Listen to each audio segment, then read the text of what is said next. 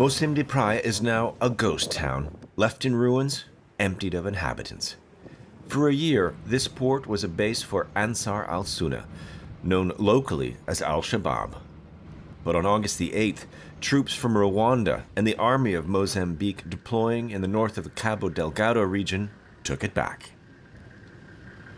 So they held this town as a strategic town for their sea routes of communication.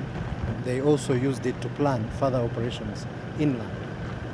So capturing it was very important for us.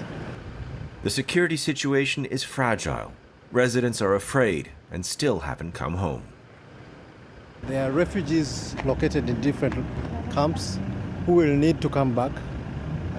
We are planning for them to be able to come back. There might still be some insurgents in the population.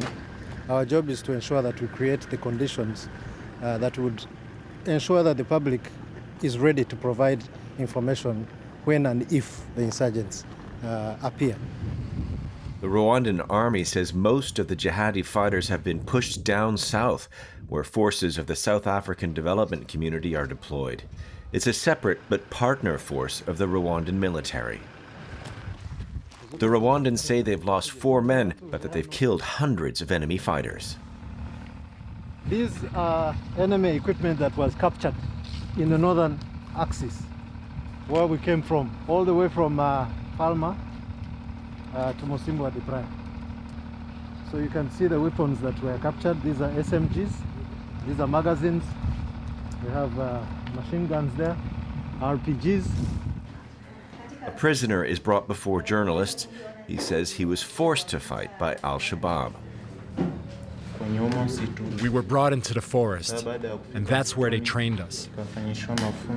They taught us how to dismantle a weapon, how to use machine guns and smaller arms. We then went to the city of Palma to set up ambushes. We waited for Rwandan soldiers to arrive, and we fought them.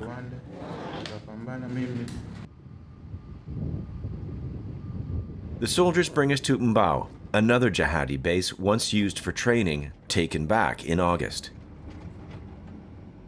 It takes hours to drive there, across terrain where there's a high risk of getting attacked.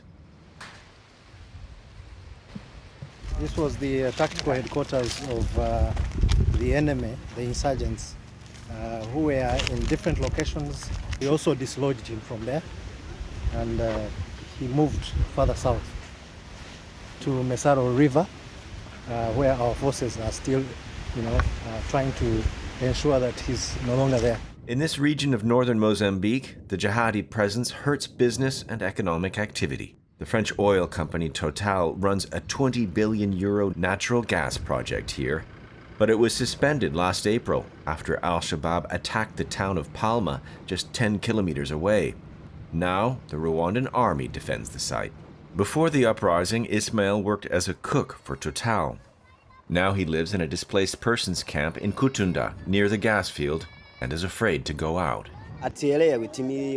We saw the Al-Shabaab fighters arrive. They killed everyone, cut people into many pieces, and left them spread across the road. When you went by there, you could recognize your family members. We don't understand why they do that. I don't understand why they came and invaded us. In the area around Palma, some inhabitants have decided the situation is stable enough to go home. When the Shabaab fighters catch you, they tell you to sit down. Then they kill the men. They tell you to keep your eyes open and make you watch them massacre people, even if it's your own brother or husband. These killers wore military uniforms and had guns. So now when we see someone with a gun, we don't trust them. But we're slowly learning to trust these Rwandan soldiers. A few meters away are signs of another atrocity. Part of a shoe, traces of a mass grave where a dozen-odd people were allegedly beheaded. Rwandan soldiers now control the area.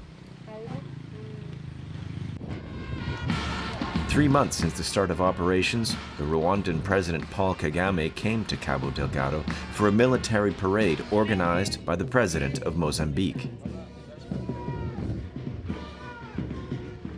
Together, our joint forces have succeeded in pushing back the insurgents. Significant progress. This shows that the Africans are capable and that by working well together, we can find solutions to even our most difficult problems. The Rwandan troops have no pullout date. The country is taking advantage of their presence to get its economy back on its feet. During the visit, President Paul Kagame and the Mozambican leader Filipe Nyusi signed a trade and investment cooperation agreement.